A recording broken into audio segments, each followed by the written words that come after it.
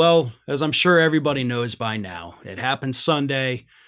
Ron DeSantis officially suspended his presidential campaign, which is just political talk for he gave up because he's a loser.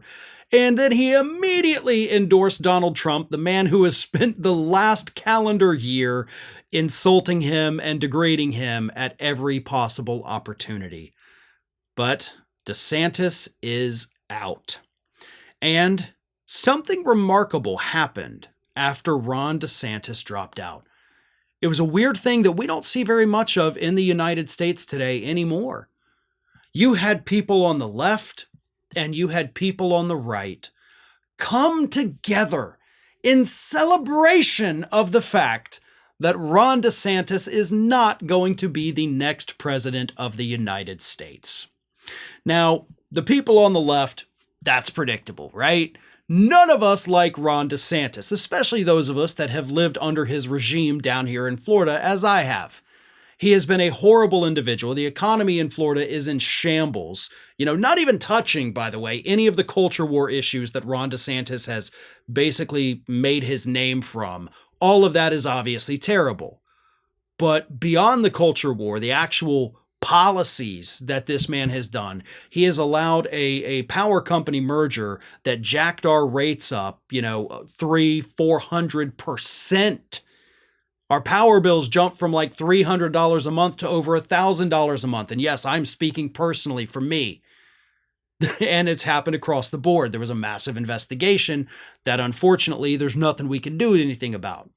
But DeSantis has been horrible. Housing prices have gone through the roofs. We have massive Wall Street banks coming in, buying up entire communities to jack up the home prices to either sell them for double what they paid or charge exorbitant rent fees, and DeSantis is doing nothing. We have had more than 20 major insurance companies flee the state. It's almost impossible to get homeowners insurance down here anymore, and all of it's happened under DeSantis's watch. So those of us on the left, we despise him for very obvious and very valid reasons. But on the right, why are they celebrating, right? DeSantis was supposed to be the up-and-comer. Well, once Donald Trump turned against Ron DeSantis, all of the Trump supporters, the MAGA freaks out there, they hated DeSantis as well. So they were on social media celebrating the fact that Ron DeSantis is out of it. But here's the fun part. Not only is DeSantis out for 2024, I think, and so far I will say my predictions about Ron DeSantis and his presidential campaign have been spot frickin' on. On Sunday evening, I can't tell you how many people I had tag me in tweets like Farron called it. So I love that little, feather in my cap. But I think Trump didn't just destroy DeSantis for 2024. He destroyed him for good. And part of that is, even outside of Trump, DeSantis showed he's a weird guy. People don't like him. He's not personable. And you do have to have that trait if you want to run for president. You got to kiss the babies. You got to shake the hands. You can't do your fake robot laugh and that weird thing with your tongue that you do on stage. You can't lie about how tall you are, which for the record is also why I will never run for president. I'm weird and awkward in social situations too. I get it. I'm not faulting him for that. I'm just saying you've got to recognize your own personal limitations before you try to do these things. DeSantis didn't. He overestimated himself.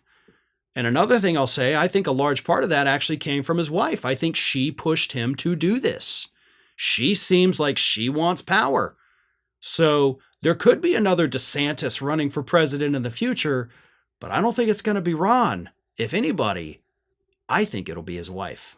Ring of Fire is just a few subscribers short of hitting that 1 million subscriber milestone. So if you're not already subscribed, please go ahead and do so and stay up to date with all of the latest from Ring of Fire.